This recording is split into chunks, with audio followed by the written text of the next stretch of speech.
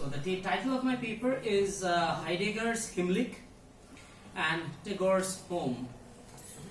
So this paper has its origin in two areas and gives two ideas that a central, if neglected, concept at its heart of philosophical enquiry is that of a place, and the second, that the concept of space in terminology of time.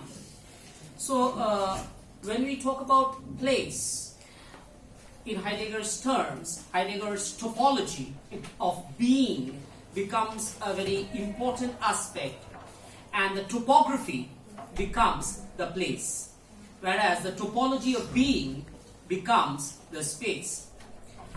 And as a psychological topology, I will be dealing with, in the Home of Tagore, in Home and the World, the English version, and the psychological topology of Nikhilesh, Bimala and Sandeep, and the topography of India in time of British nationalism, in terms of colonialism, will be seen in my paper. And I will be talking about particular points that Heidegger has made of Heim, which means a dwelling place, at the root of untranslable word Heimat. Heimat, a domesticated space where it is rooted to loyalty to locality. Heimlich, belonging to the house or native, familiar, with a familiar world, familiar place. Heimlich is where, which is private, secret and hidden. And unheimlich, which is not belonging to the home, as Freud has said, or the uncanny, as Heidegger has pointed out, where we have the episteme of other. Now, when I am dealing with this particular otherization, and I was reading otherization of Heidegger in relation to Home and the World, I have often wondered who is the other here, the British or Sandeep? Because the radicalized otherization is something which is being imposed in the text by Sandeep's very arrival. I wouldn't bore the audience by too many quotes, maybe one or two which Nikhilesh says when he is talking about Sandeep, and then he says that how Bimala looks at Sandeep, and how Sandeep is as much as a politically other to the topology of Nikhilesh, and how Britishes are the other in the topography of Nikhilesh. Now, the entry of Sandeep into the household of Nikhilesh and Bimala is, I find, like the serotonin of phallic intrusion, which makes the joyful cadence of harmonious platitude for Bimala. But his testosterone inhabits the tissues of reproductive freedom, fighting, whereas the cortisol secretes the ministerial stress over the adrenaline to destroy the architectural British. The adrenaline of the new revolutionary aspect presented by Sandeep is a hologram of cellular citation, and thereby the politics continues through the hormones. The politico-psychological impact by Sandeep's present creates a microbiological configuration that caters the political existence of body, covering the comprehensive regulation of Foucauldian biopower in the existential mechanism. The ministerial stress with the victims when they were burning during the boycott, the burning of the foreign goods. The ministerial discourse with victims. Now, you can always ask me who is the real victim in the boycott movement, whether it is the goods that becomes the victim because they are burnt, right? Or is it the political psychology behind burning them? Is in terms of necropolicies. So I always find that this, you may always contradict me because it is my personal observation that this act of boycott was a kind of a necropolicy. Just like you burn bodies after they're dead, we burn foreign goods because we feel that we don't need them and we need more Swadeshi goods, Swadeshi dress, and anything else.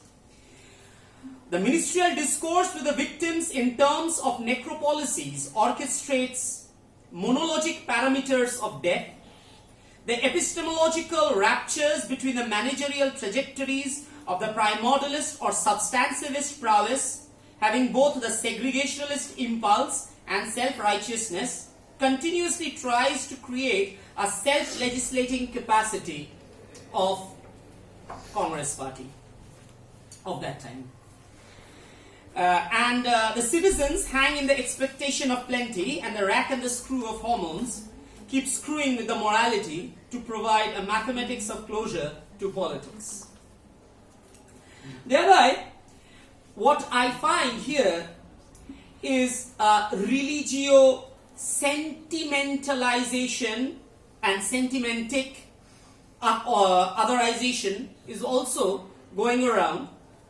As we see perhaps in one of the linguistic part where in initial stage Nikhilesh I think wanted Bimala not to worship him, and later when she stopped worshipping him, the old petals of the garland, and he looks at that and regrets that particular part. So that's kind of a duality that always brings in the religiocentric, sentimentalic otherization in the performative space of topography and of the authoritarian correctivism of state bureaucracy, and the historiographic flippancy with the cosmetic Hindutva.